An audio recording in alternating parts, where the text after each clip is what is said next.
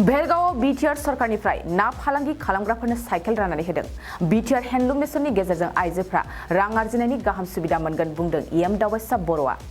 बिसायख'थि समाव खोथा होनाय बायदि फारि फारि रायजो राजाफोरनो बायदि सुबिदा होनायखौ नुनो मोनगासिनो बिटिआर सरकारखौ। दिनै उदालगुरि भेरगाव बिसिडिसिनि मावखुलियाव बिटिआर सरकारनिफ्राय उदालगुरि जिल्लानि गासै 77 सा ना फालांगिफोरनो फालांगि मावनायाव हेफाजाब मोननो हानाय बायदि साइकेल रानना होदों। साइकेल राननाय हाबाफारियावनो इएम दावबायसा बर'आ बाहागो लाना साइकेल मोनगिरिफोरनो गावनि आखाइजों साइकेलखौ रानना हरो। बेजों लोगोसेनो बिटिआरआव हेन्डलुम मिशनआ जागायजेननायखौ मिथिहोयो आरो हेन्डलुम मिशननि गेजेरजों आइजोफ्रा रांखान्थि जौगानायाव मदद मोननो हागोन होननानै फोरमायो इएम दावबायसा बर'आ। बिटिआर सरकारनि फिसारि डिपार्टमेन्टनिफ्राय एसअपिडि 2022 आरो 23 बे बोसोरनि बाजेटजों गासै बिटिआरआवनो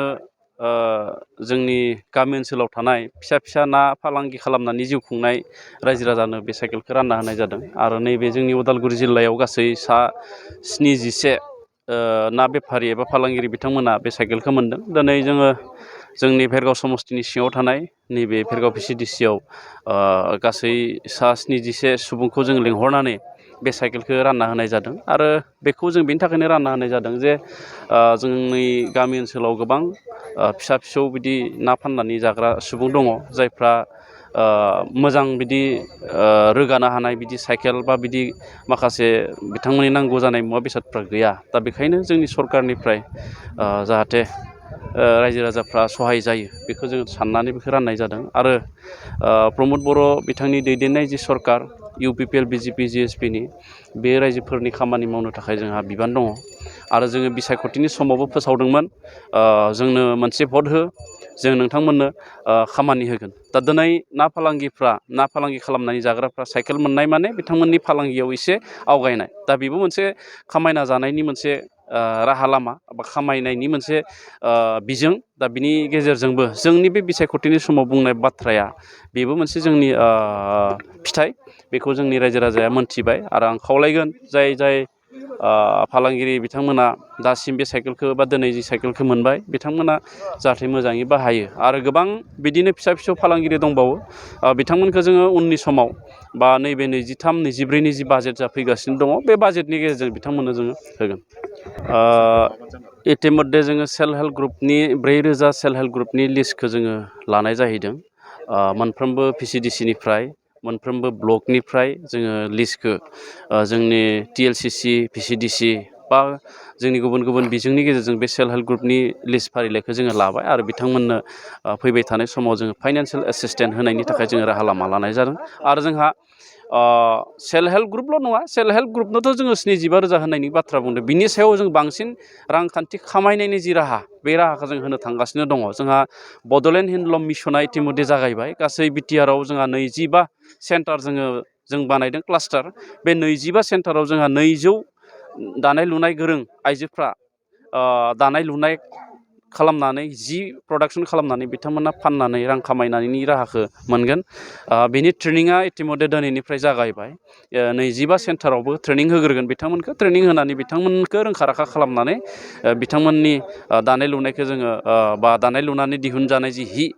बेखौ जोङो मार्केटआव जाहाथे कम्पिटिसन खालामनो हायो मार्केटआव जाहाथे डिमान्ड मोनो बिनि थाखाय जोङो राहा लामा लानाय जादों। आरो बिनि अनगायैबो जोंहा बड'लेण्ड सेरिकालचार मिशन फैबाय थादों जाय माने 1300 करोड़ बेनि मोनसे प्रजेक्ट बियो।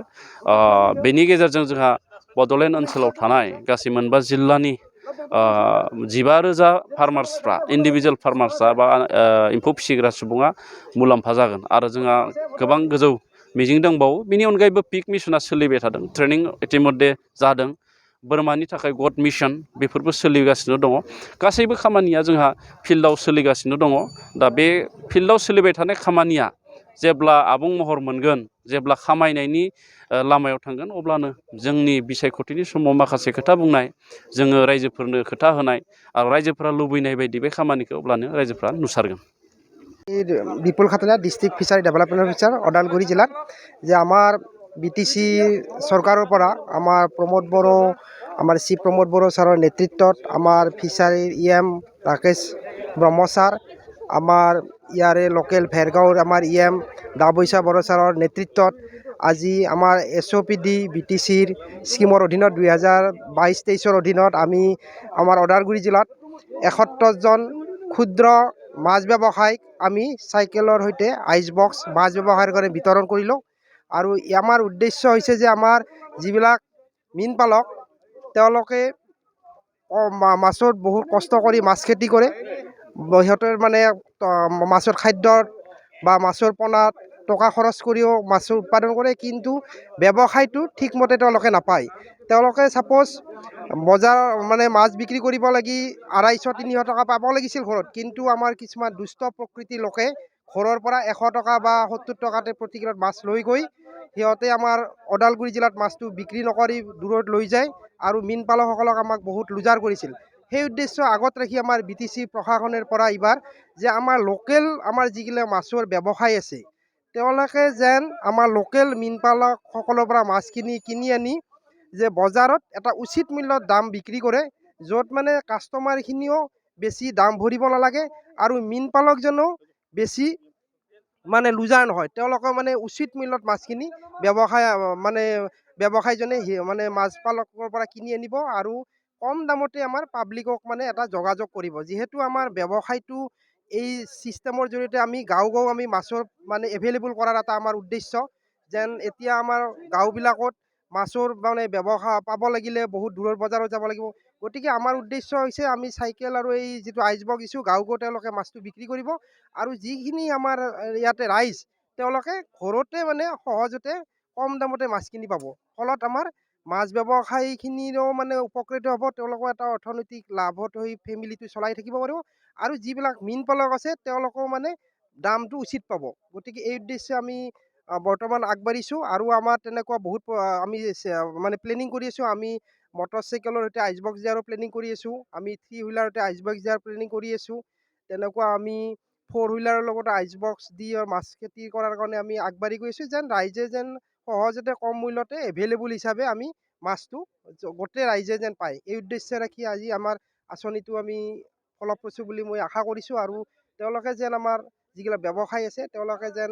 সৎ কামত ব্যৱহাৰ কৰি মাছ ব্যৱসায়তে চাইকেল আৰু আইচ বক্সটো ব্যৱহাৰ কৰি যেন ৰাইজৰ উপকৃত কৰে এই আশা থাকিল মোৰ আৰু ইয়াকে কৈ মোৰ गय गायग्रा आबादारिफोरनि थाखाय मोनसे मोजां खौरां थापा नार्सारियाव मोननो हागोन जाखांफु लाइमोनफोरजों बानायजानाय हाजो आरो हायेनावबो गायजानाय अर्गेनिक गय फुलि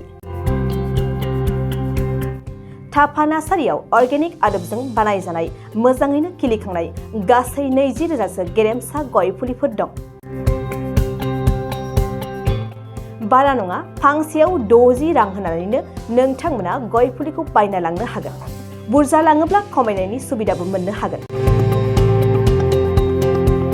थापा नार्सारिनि गुबै थङा क'क्राझार सहरनि सानजा फारसे थानाय बावखुंग्रि हाजोजों नांजाबनाय हरिनागुरि गामि हाथाइनि साखाथियाव बे अर्गेनिक गय फुलिफोरखौ लांफैनोब्ला नोंथाङा 8011837272 नङाब्ला 9707460226 जानबुं अनजिमायाव थोंजोङै जगाजग खालामहरनो हागोन